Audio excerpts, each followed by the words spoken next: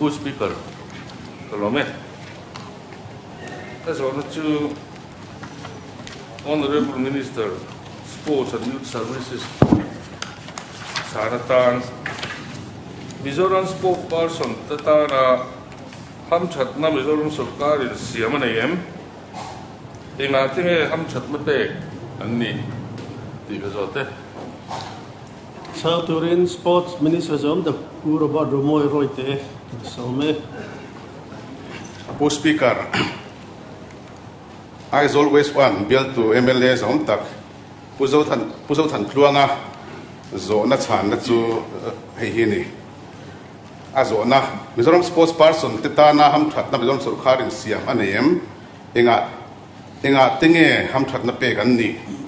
Sana, Mizoram Surkar here and sports person, Tihamtat Nada, Turtam Tak Asiam Saktina, Mizoram State Sports Council Tangin, INFIAM, sports person, Titan, Hetian Hian Hamtat Napeti, Pakatna. INFIAM MITE big titan 5% job reservation siamani. Panina INFIAM MITE mason non-national MO international coach kengin aroi sakthi. Pathumna talent identification and development loyano pangten omzeneizo ka anthiamna ansertheinan regular coaching pek thinanni. Palina INFIAM na pungrua manruate INFIAM MITE na association emo club kaltlangin emo atloni na pethin pangana ram ai o thei MITE outstanding sports person te poisa fai INFIAM na bungrua food supplement le anzirna sen sauklengin atul angin atum sakthi parukna kan INFIAM MITE engemo inhliam to sual anto in atul angin ain kolthina an sen sauklengin atum sakthi Pasarina, INFIAM MITE ul samzo ka en kolna apik taka andon theinan sports medical section luaya physiotherapy KHAWL nen in chopin an mamo angzel in kolanni pariatna regional national international level LAWM la te poisa fai incentive cash award pek thinanni pakuana INFIAM MITE training thazok andon theinan academies engemo zat siamani heng baka hian Mizoram sports policy 2019 loya sports person titan hamthat na rang infrastructure development sports stadium lanei lo na district stadium siamte sports academies training center tamzok siamte school le college INFIAM na mun ma changtlung zo ka chei thatte adventure waterland motorsports team mason tin Mizoram paragliding rules 2020 le Mizoram hiking rules 2020 te chu Mizoram Sarkar ka pomto bokani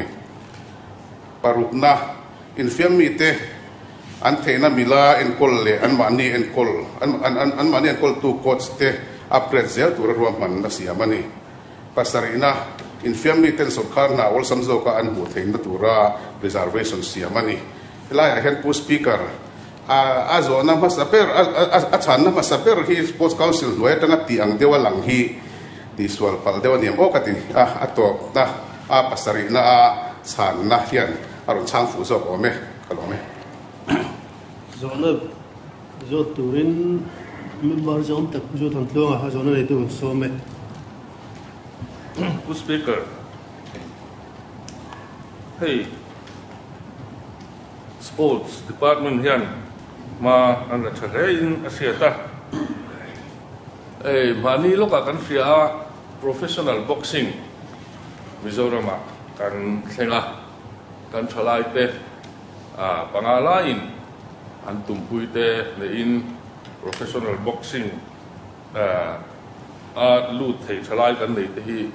aro pui katia chuan professional boxing chungchang hi min thil fiat hem ti kha kan zo berna point pakhat ni sela then kan MLA te kan minister te bial tu ten khatianga neina ro pui tak an sara wangin an bial MITE in han chan pui ani ti te kan sia en chungcha hian soifia tur omem sarkar ina ti nge kan finance lama tanga boi pui nge nia kan lim lom pui dan chungchang hi soifia thai ka sia chu kan zo bel boka ten nimina khan sai rang kabial din tharwenga MFA football stadium ro pui tak mai kon ania kan honorable sport minister in inauguration amang nge ania ko aveng mi pui tena sports ma kan som theina duratan le India ram om kan nia national games kan ti tambera hi vairam khopui liana te mun lum tak taka kan zukin khel thina wang hian zoram boruam nom tak noya kan fit hi khuta kan zuk fit lo thina chu wang chuan he thil he acha he in ka ria ka ngai tuana ko tu ba ka lo ngai tu thin kan mizo thlai te fit takin mizoram atangin competition ti turin games sang sangan kal thina amaro chu fitness awangin atopa kan champion zo lo fo maya khutilai hun mizoram apo kholum berbol boruak India ram hun dang te re kwa in ang tura ngai na huna kutiang karahan nei khu along khatia ten sarkar musa hun lai atanga NEDP atanga bultan ania amaro chu I atop malamaro chuan hei kan sport minister chaktak puraba rumoya department atangin as final na turte hon thea LAWM thena turatan te noi som thum lai mai sarkar ma sathil ti te chun zoma LAWM hi aro pui katia ti chuan kan zole du ka chu nichina kan soi to ang khan football khul lem pha hi kan nei venua to kan la pha me boka pha na tur te pok kan la nei rela chu ti lai chuan kan wait pui ke mani ai rit emo kan nek na ni lo tur ang chi kan va combat tur te kan wait pui ang chi ama kan son the na tur ta hei boxing a pok kan lo mu zo chau ta tiang khan combat indoor stadium ang chi akha khulai huna ve khwan siam bel ni se awatha em chu tiang siam chu alati le thei zel ngem ti kha kan zot ber pe sela ten helaya tanga aizora tanga mun ha de ule kan ya wangin tuna kan sarkar kan chief minister kai suena noya yan abula khwan hostel INFIAM MITE an chen hal na tur an ria hal tur ele in engkim an ti theina mun tur buat sai mek ania noi zatum le somnga man lai project lai oma chuang chuan khulai huna bo khwan bo ruak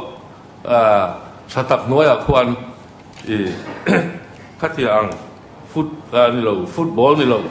boxing kan ti te judo kan ti te tina an ahi siam le ni an bo sele the niam ti kha ka zo bel ni ka lo me zo bel na zo turin member zon doctor ke pa chunga som ya speaker ka lo me honorable minister sport and youth services department charata na zo bel na chu sarkar masa kum so chung khan sport department hian Mizoram budget po na tangin sumeng zak nge anmu tile tun kum ni chung le khian kan sport department hian budget po na tangin summu le approval atang pui min thim thiam ti kha ka zona ania ka zona pa ngai achuak man don lo chu chu khongai takin atang pui min thim thei chon kalom riam zo bel na zo turin member zon tak pusilo soi hunga som speaker kalome kazo belna pakhatna chu sports lama athei bi ke ta na 5% sarkar na reservation da ani ti nam ria a sami song pakua atanga sami song ni pakhat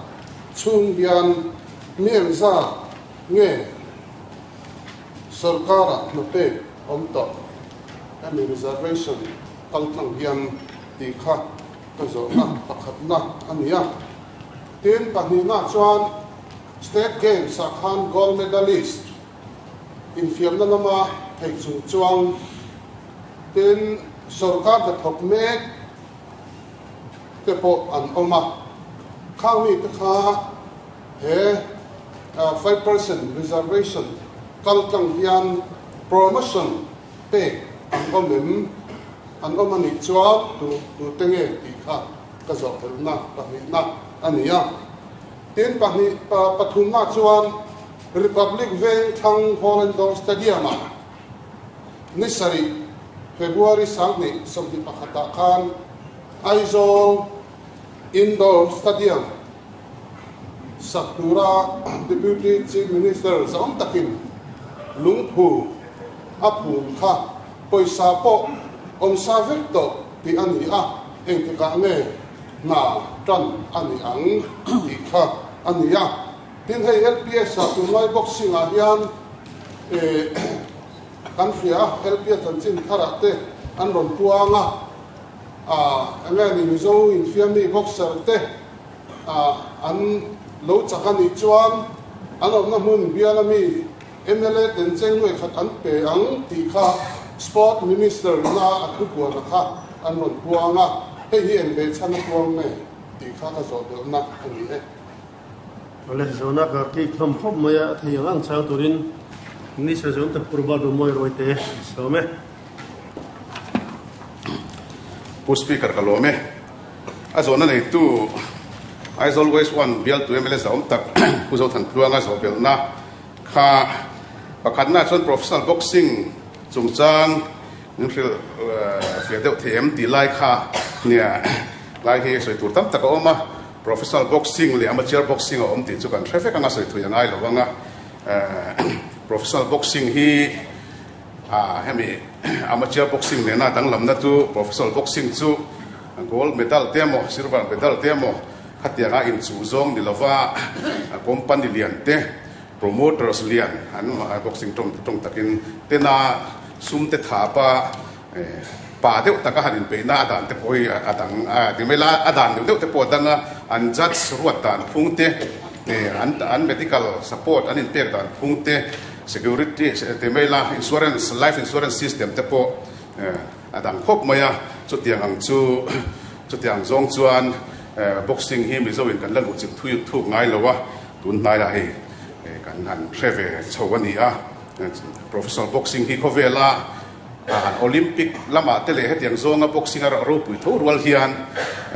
kan ria tangin kovel boxer lar chu professional line lama kalte annia la hian mi zo te po hian kan ti min yang a ti in boxing lama tuiten hetiang lama man la hi lo mom khopin ka ria tun na ya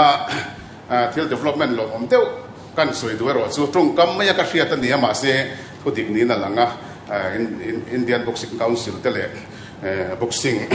try to lok tena min sila ni India rampo hian foreign ramte an inan tiang hian professional boxer tena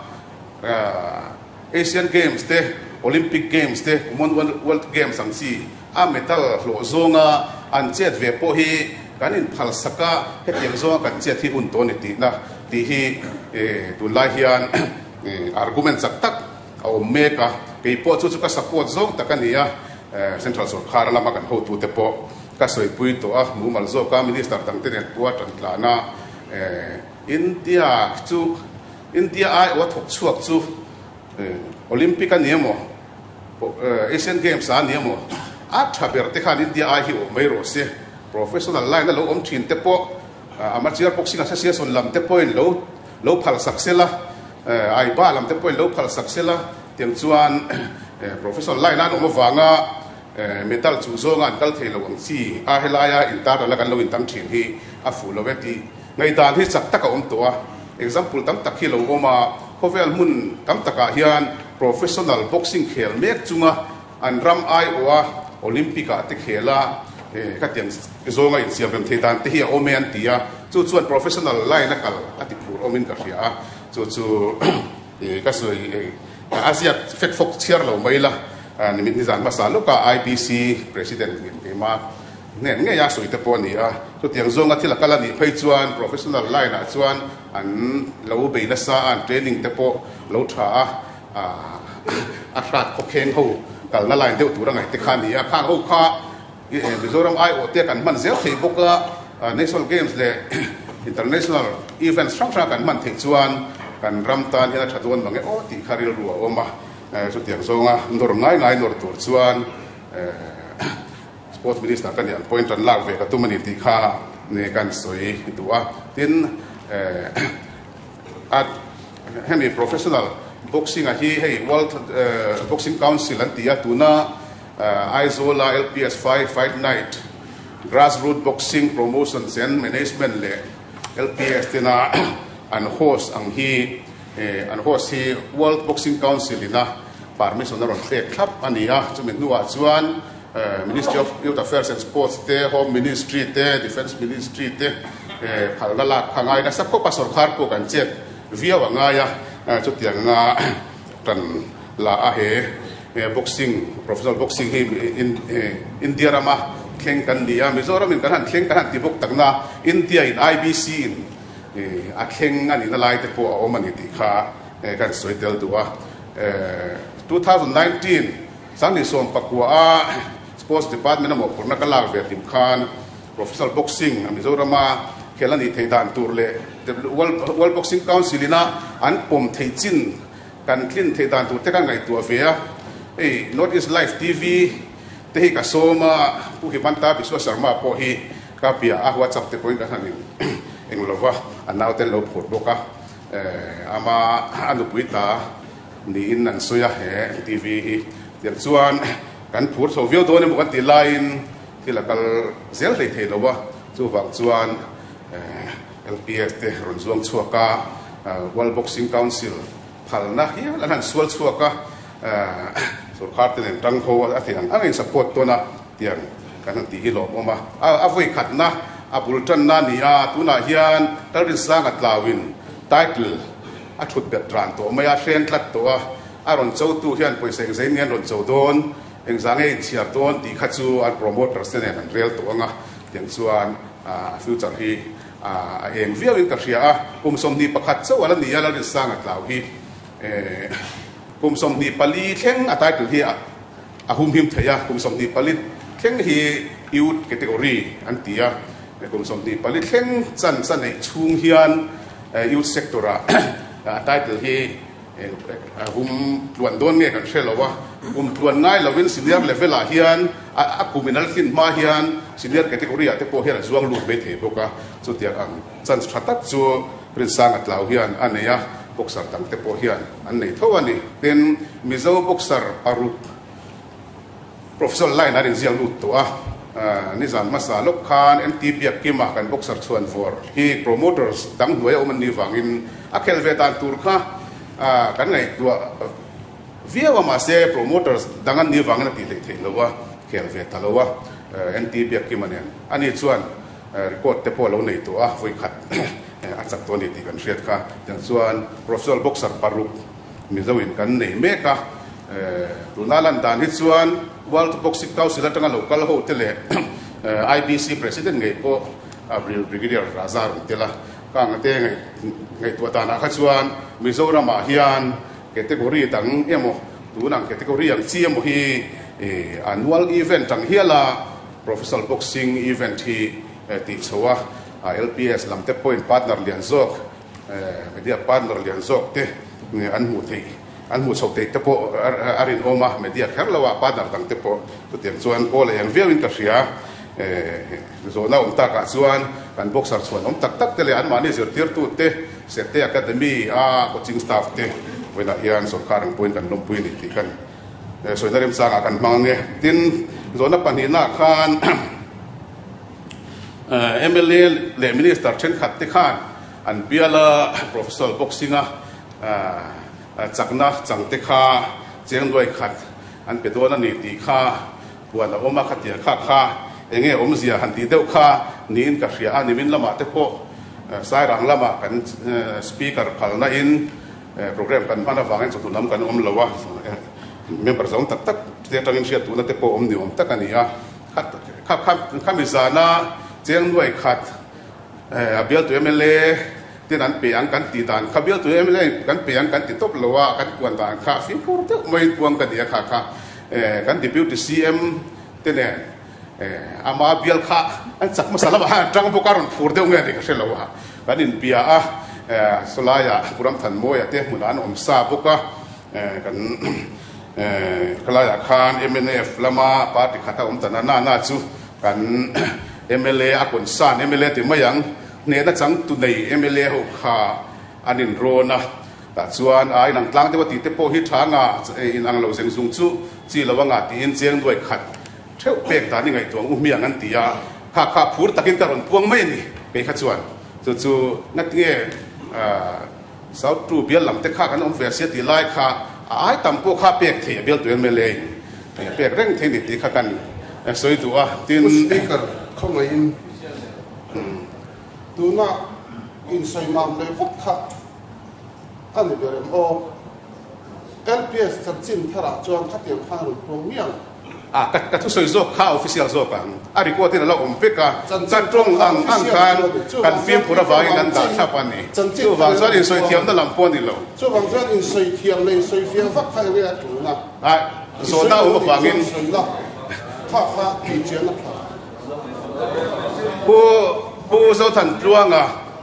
aizol west one bial tu za om takin soi fia turin min nge na nimin lama soi te oman nimin lam kha chu ko om ve lowa kha lam ko soi the lowa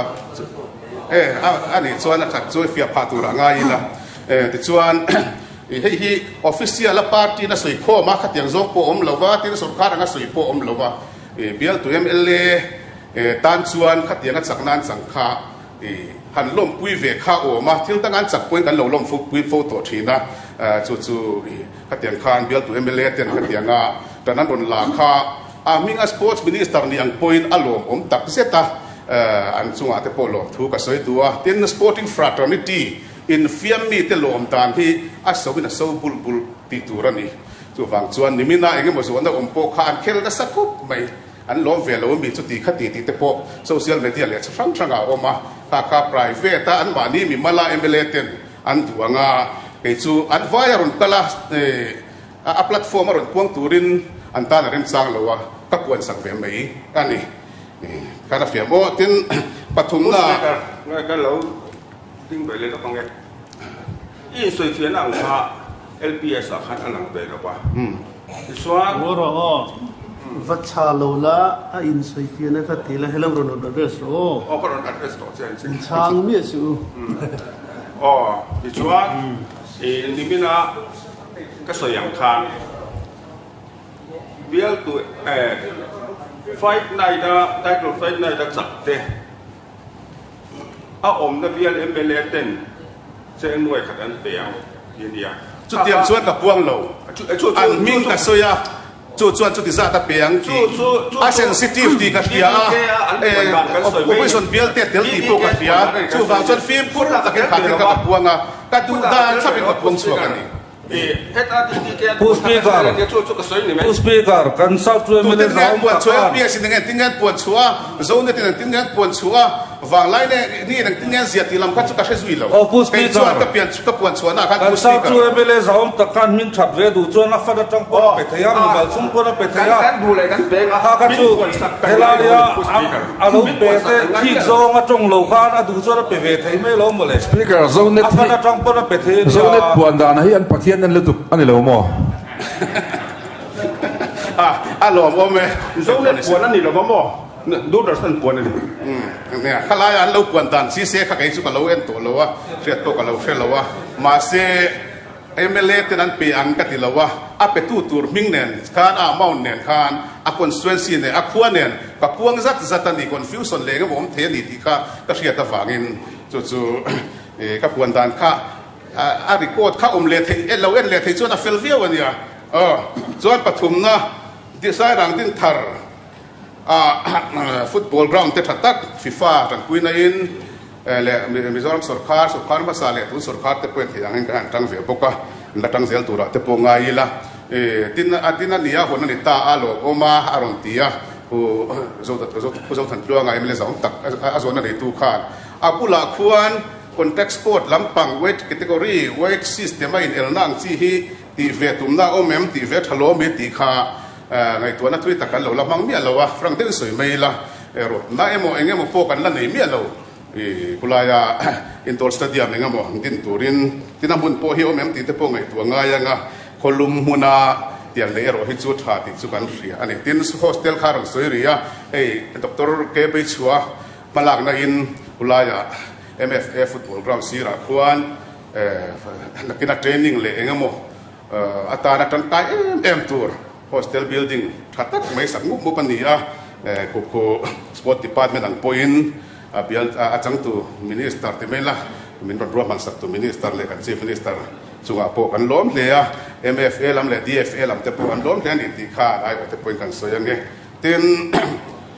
dr ke pa chunga zo na budget pon lama tanga kum som chunga sum hu ti kha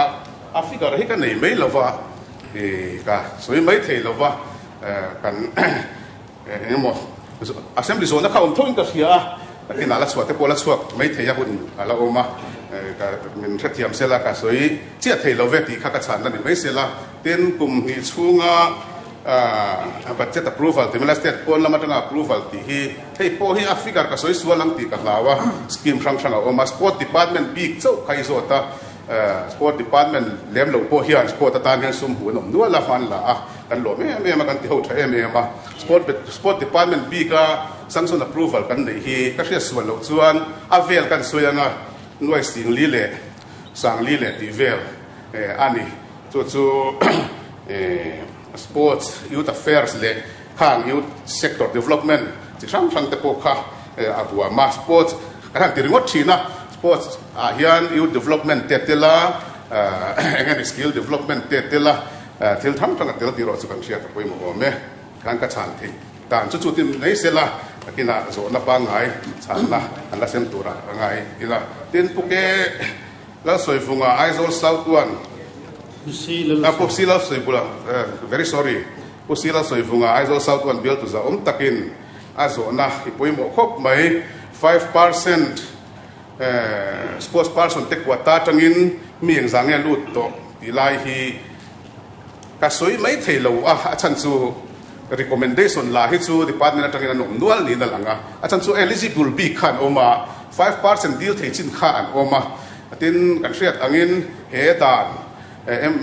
kan chief minister zawm tak ku zoram tha kai hruai na nuaya sports person te a thei big te international and national tin state games gold medalist ang chi te du sakna dan qualified ro chunga a than pa du sakna dan kan siam hi INFIAM MITE lem chung khat leina te po le thalai ten lon hlea hi kan siam nu hian halak hi a tameu lo ani covid tripuya wangin na lak kha austerity measures za wangin pen vekania direct recruitment kha ngai sia tin contract le engamo phuat so pahanin la mai maya khan he dan hi applicable lo puka he dan hi group B group C le group D direct recruitment a qualification a qualified ve khap tho ma se anol puinan chu lawa a sports person b kinan chu ani chu tur 5% ka oma hi chu kan la chor tang kai ze lang ti garinga chor tang kai tur po hian he midil pha hi tuna hian anun chok tam tul ve ani covid tripui kara po tin he mi chung changa hian kan DPNR minister zawm ta kan deputy CM pu ton luya le a department chunga po hian lom thu kan soya tun ma tanga he sports person tenan demand ve thin lo tingar ngar thin khani ya ke po demand tu te jing po la te po ka tel ve tok thina harsa tak mai decision very hard decision kan ho tu ten an siama te tiang ta na ron chuak hi lo mong via wani ten state games a gold medal le staff le sorkana tok out of turn promotion te po kha ha tan khan king tila sorkana tok mek te po an ta na thlen ba a promote tan te po kha fel te ben di pe ar la min ron siam chuaka kha tiang khan om to em ti po hi ka chiang chi alawa ka lo in ring chi alo boka kan chu ka chan ke tan di sela assembly zone na pok kha omin ka ria bi chung changa hian nakina ron chuak ke mo chuak lo poni se an sem le vek thoin ka ringa chem lo zo kina omang tin republic veng khang indoor stadium hon bultan eng tiang an yang ti lai kha an sayang khan an deputy cm zaom takin khelo india scheme no atangin administrative approval and kim kan huangin a honga Masian insia kan sia tangin Khelo India scheme hi sector scheme ania Mizoram State Sports Council hi Khelo India scheme a implementing agency an kontuat mai kha kan nia a kan contractor tele kan final design te sports ministry approval contractor approval te kan deal maker umai tura te po kan ngaya chumi an to formality chi khat khani vea miron chua chuan an hi pul kan tan mai ang ti kha kan soi tu a kan hon ni po kan soi fia noi zali som nga chau min sang son ria an ni point na anga ni working design te han siam bula in mo mobile ta na sirin ni kan pe pelang chu ti sa khan ni a kan siama noi zari thing lo hretin ke ma ngai point ka zu kum suya union secretary chuan in tiang za thi admissible amount sunga mi lani boka satiang butura kharin ngai la ti in min kha pa satiang butura chon kanin ngai ve ni tin noi cheng noi khat bok lai kha chu soi fe ngai to lo tura ngai la ma roi din lai khan cheng noi khat chu ka sai ve la wa ka bial mi sang te a chu keiman hetianga mi zu thalai de a thazong a roi tu le tuile nulo mai lo champion ni tia kai ba thonoi khat singa khat pe ni puro ba dan kalau soi thengila kan speaker sound tak po hi kan phone na kamizan khan la wa ala lo lat me en tuile tu kan ni kharinga tin abiala mi kha achak ve kharing lo teu nge ni ka shelo wa khir ma abial rin sang ma ton